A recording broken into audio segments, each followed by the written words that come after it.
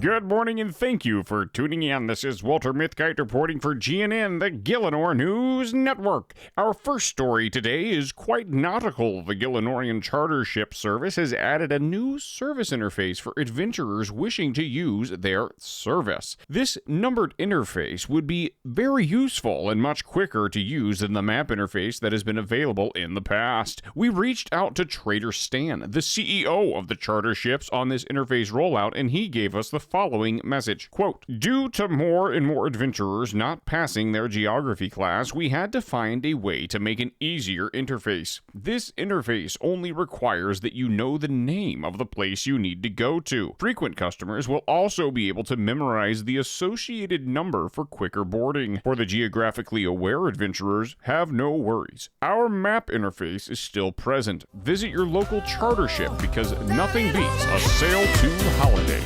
Huh. What was that? Anyways, it sounds like educational standards across Gielinor have continued to decline. The Wiki ComOrb app has been a great resource that has increased our productivity, no doubt, but perhaps adventurers are losing the ability to think critically. We will be back with another segment on the Animal Humane Society of Ardoyne after this word from our producer, WEEV. Thank you, Walter. For those of you that missed it at the end of last week's broadcast, feast your eyes on this. I ended up getting the quiver on soul attempt number 10. I have no idea how many times I died on the waves before him, so I have no idea how much money I lost. One of my friends pointed out that after I forgot about volatility and took that final hit after Saul died from the explosion, I had 9 stacks of doom, which means that if I got hit one more time during the fight, I would have died right after he did. I can't imagine how I would have felt. Really though, when your Colosseum grind comes, try out the L method. It helped me greatly. All I've been doing recently, though, is clearing bank space. I am down to under 600 spaces in use, and I think I can get it lower than that. I'll try to figure out some goals over this next week and get back to you guys. Maybe I'll pay a boss a visit. Speaking of visits, thank you for visiting our broadcast. It's because of viewers like you that like and subscribe to our broadcast that we keep the news coming each week. That's all I have, Walter. Back to you at the desk. Thank you, WEEV. Congratulations on being free from that sandy arena after a month of attempts. With the Inferno and Colosseum under your belt, don't worry about goals. You've made it, bud.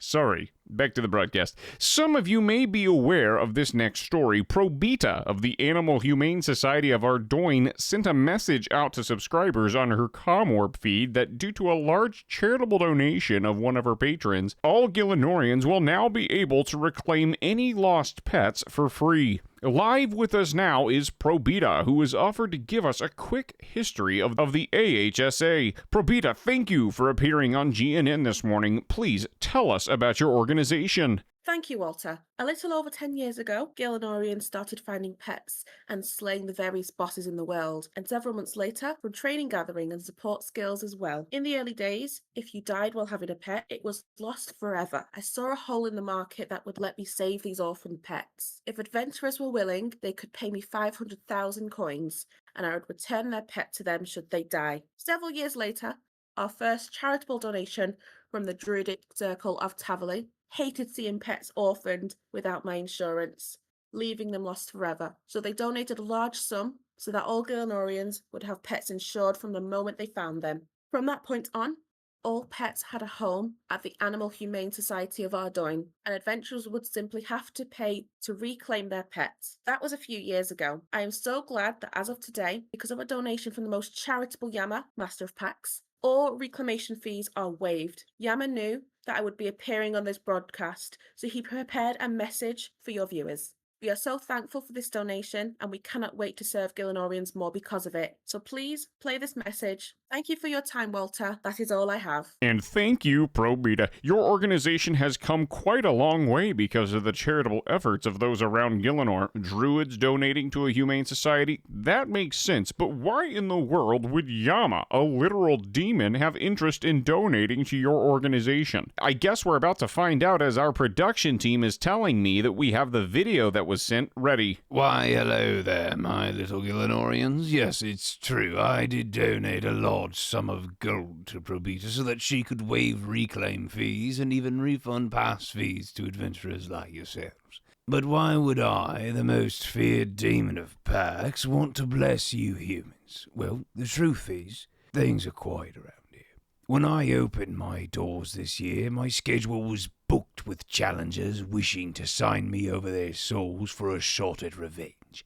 With that blasted doom of Mokietl, more and more spots have been showing up on my calendar. Not only am I earning less souls as of late, but truth be told, I missed the meta that adventurers cooked up of dancing with me during our fights. Our tango was elegant and bold. Please, take this donation as a token of good faith and visit my lair again. Especially for you, WEEV, as I know we were acquainted months ago, but you never stopped by after. From what I hear, your calendar should be open to come get your double death charge. I'll be waiting. Huh. A demon that donates to an animal shelter because he misses dancing with adventurers. Only on GNN, folks. WEEV, what do you make of this?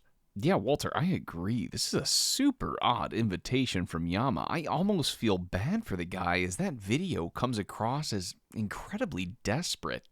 He is right, though. I still need that double death charge upgrade for my Arceus spellbook. It's too late now, but that would have been super useful for my Colosseum grind.